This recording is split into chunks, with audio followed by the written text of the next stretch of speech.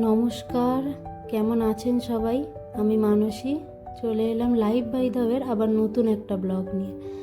ব্লগটা অনেক দিন আগেরই, কিন্তু পোস্ট করছি প্রায় এখন লক্ষ্মী পুজো হয়ে গেছে, আবার কালী পুজো আসতে যাচ্ছে, অনেক দিন পরেই আবার ব্লগ পোস্ট করছি। কেমন আছেন আপনারা?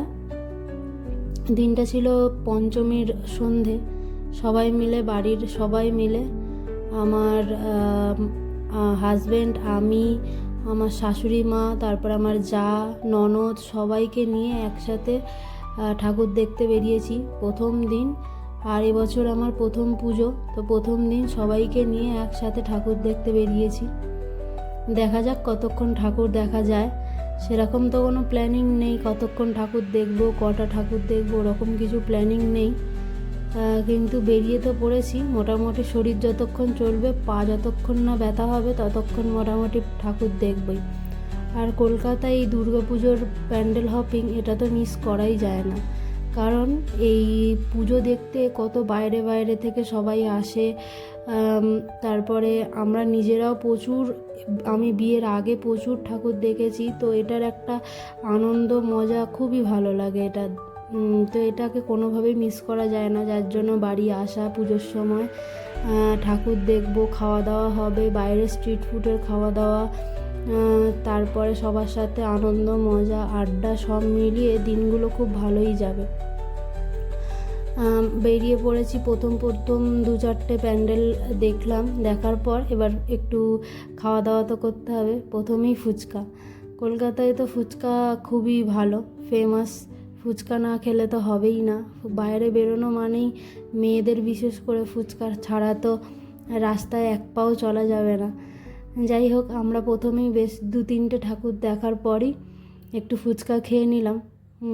এদিকে তো খাওয়া দাওয়া টুকটাক, বাইরে বেরোনো মানেই, বিশেষ করে এই দুর্গাপুজোর সময় বাইরে বেরোনো মানেই প্যান্ডেল হপিং আর স্ট্রিট ফুডের খাওয়া দাওয়া, এই দুটো তো খুবই ফেমাস।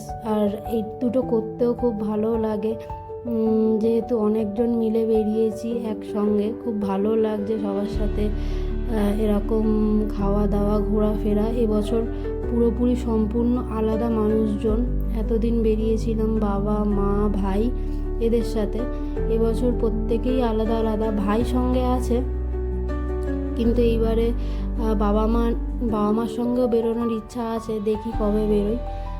কিন্তু এইবারে এই বাড়ির লোকজনের সাথে বেরিয়েছি প্রথম দিনই ঠাকুর দেখতে।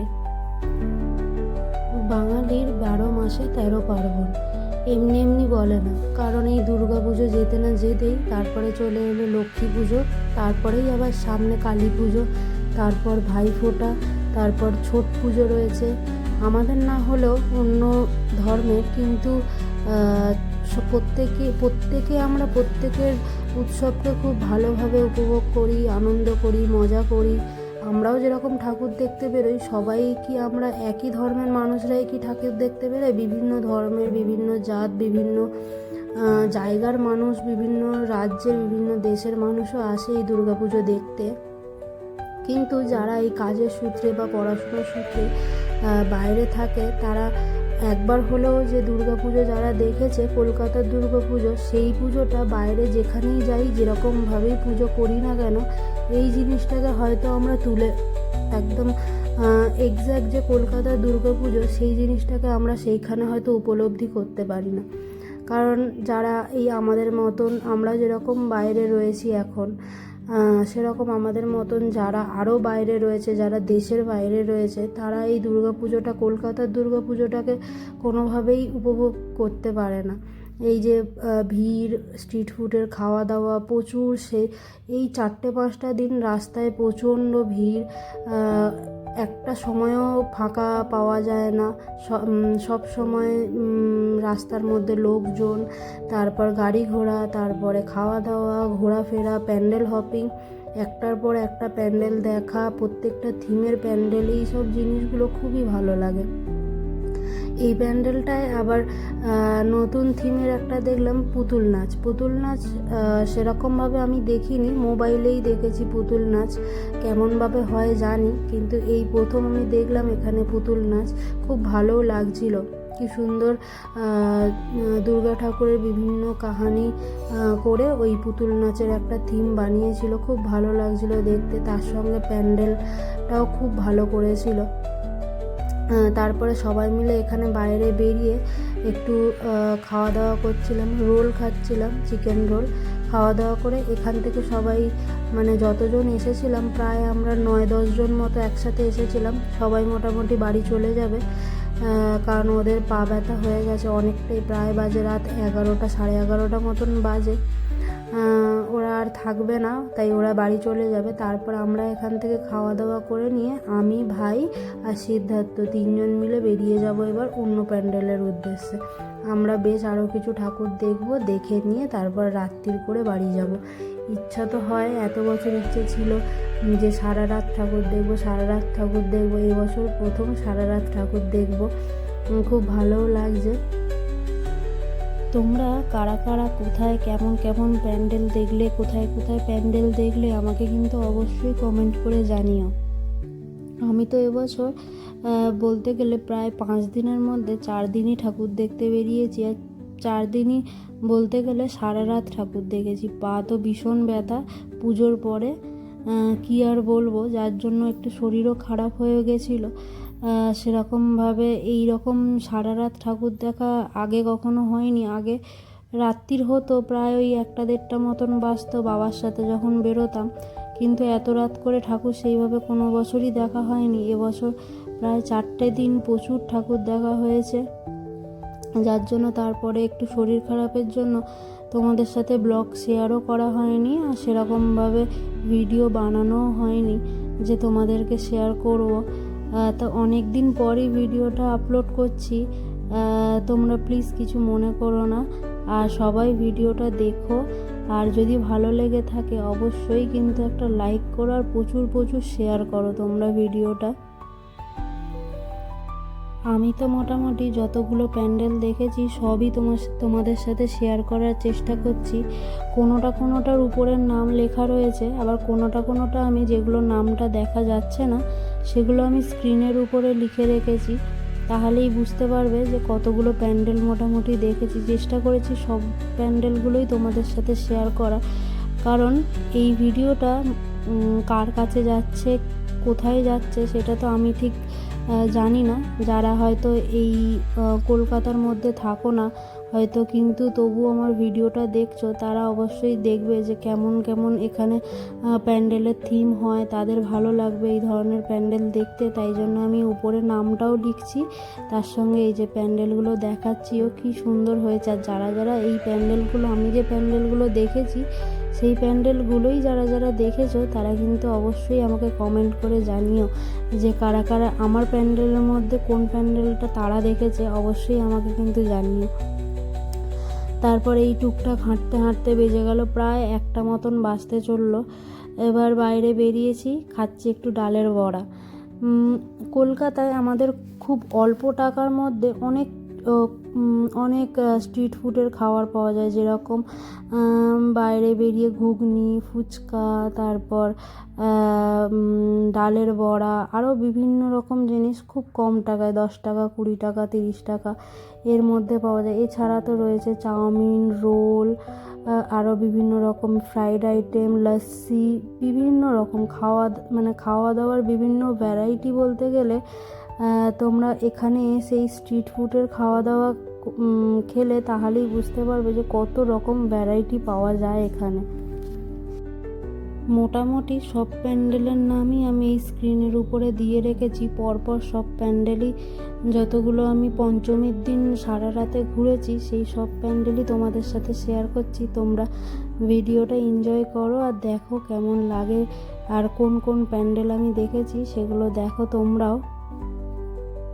আর প্যান্ডেলগুলো কেমন হয়েছে, ঠাকুরগুলো কেমন হয়েছে আমাকে কিন্তু অবশ্যই কমেন্টে জানিও।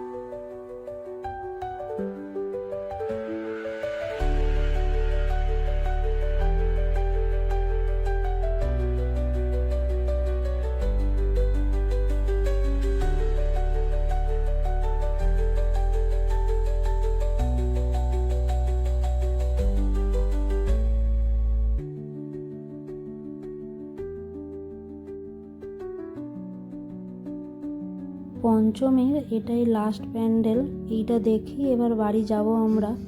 প্রায় রাত 3টে মতন বেজে গেছে, দেখছো কত ভিড় বাইরে, 3টে বাজে কেউ বলবে, এত ভিড় হয়েছে। হ্যাঁ, মোটামুটি আমরা ফাঁকায় ফাঁকায় মোটামুটি ঠাকুর দেখেছি, সেইভাবে লাইন দিতে হয়নি, বেশ ভালো কাটলো পঞ্চমীটা। আমরা এবার বাড়ি যাব, অবশ্যই দেখা হবে পরের আবার একটা ভিডিওতে।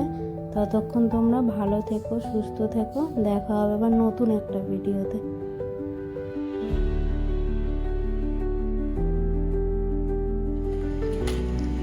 তাহলে আজকের হচ্ছে পঞ্চমী শেষ, আর এই পঞ্চমী শেষ আর ষষ্ঠী শুরু। বাজে এখন কটা? বাজে এখন প্রায় 4টের কাছাকাছি। না, 3:20 বাজে। 3:20। ও, 3:20। 3:20 বাজে। সবাইকে শুভ ষষ্ঠী। ভিডিওটা অনেক বড় হয়ে যাবে, প্রচুর ঠাকুর দেখেছি, বেরিয়েছিলাম অনেকজন মিলেই, কিন্তু 4-5টা ঠাকুর দেখার পর তারপরে 80% লোক আলাদা হয়ে গেছে, মানে বাড়ি চলে এসেছে। আর আমরা এই 3জন, আমি, ও আর আমার ভাই, 3জন মিলে এই এতক্ষণ ধরে প্রায় হোল নাইট ঠাকুর দেখে নিলাম। কাল ষষ্ঠী, বাড়ির পাশেই পুজো হবে আর পাড়াতেও পুজো হবে, ঠাকুর তো এসে গেছে। তো গুড নাইট, দেখা হবে আবার পরের ভিডিওয়, কিন্তু কবে যে ব্লগটা আমি ছাড়বো আমি জানি না। যাই হোক, ব্লগটা হচ্ছে অ্যাকচুয়ালি পঞ্চমীতে। বাই, গুড নাইট বলে দাও তুমি। Good night.